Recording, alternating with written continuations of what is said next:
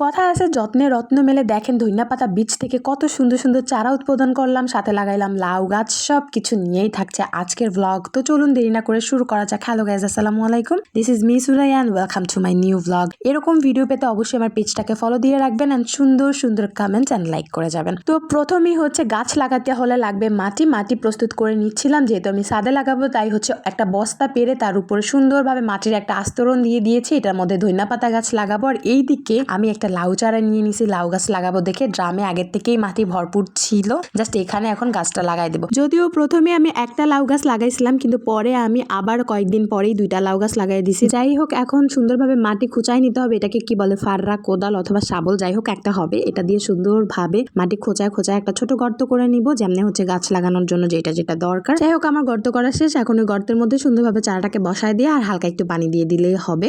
সকাল বিকাল একটুখানি পানি দিতে হবে, মাঝে মাঝে না দিলেও চলবে, কারণ গাছের গোড়াটা পচে যেতে পারে। আমার কিন্তু বরাবরই গাছ লাগাইতে খুব বেশি পছন্দ। আমি এর আগের থেকে ক্যাকটাস, বিভিন্ন ফুলের চারা লাগাইছি। আমার ছাদে এখনো অ্যালোভেরা, তারপর বিভিন্ন ক্যাকটাস, তারপর ফুল গাছ এগুলো আছে, বাট সবজি আমার খুব একটা লাগানো হয় নাই। সেই 2020-এর দিকে যখন করোনাকালীন সময় ছিল তখন পুঁইশাক এবং অন্যান্য টুকটাক গাছ লাগাইছিলাম। এখন এবার ভাবলাম যে শীতে একটু গাছ লাগানো যায় আর ধইনা পাতাটাও একটু লাগায় দেখি। এখানে হচ্ছে আমি 10 টাকার যে প্যাকেট না ধইনা পাতার, ওগুলো নিয়ে আসছিলাম। ভাবছিলাম যে হবেই না 10 টাকার প্যাকেট, আর কি বা হবে, বাট যত্নে রত্ন মেলে, এই কথাটা কিন্তু একদমই সত্যি। আমি হচ্ছে বীজগুলাকে একটু আধ ভাঙা করে সারা রাত্র ভিজায় রাখছিলাম, একদম পানির মধ্যে ডুবো পানিতে সারা রাত্র ভিজায় রাখার পরে এটা একটু ফুলে গেছে আর এই হচ্ছে এরকম একটা টেক্সচার আসছে। এবার আমি পানিটাকে ঝরায় মোটামুটি 1 ঘন্টা রেখে দিছিলাম। এরপরে হচ্ছে এই যে মাটি প্রস্তুত করে রাখছিলাম এটার মধ্যে সুন্দরভাবে বিছায় দিছি, কি বলে জানি, বোনায় দিছি। তো এইভাবে রেখে দিছি আর আলটিমেটলি কয়দিন পরে এসে 2 দিন পর আমি চেক করতেছিলাম আর অল্প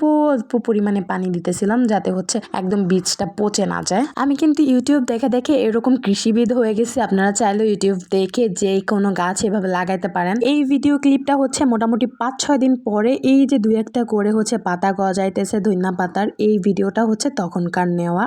আর তারও বেশ কিছুদিন পরে হচ্ছে এরকম একটা আউটকাম আসছে। তো মোটামুটি 15 থেকে 16 দিন পরে হচ্ছে এরকম ধইনা পাতা গজায় গেছে। আর একটু বড় হলেই না এটা একদমই খাওয়া যাবে।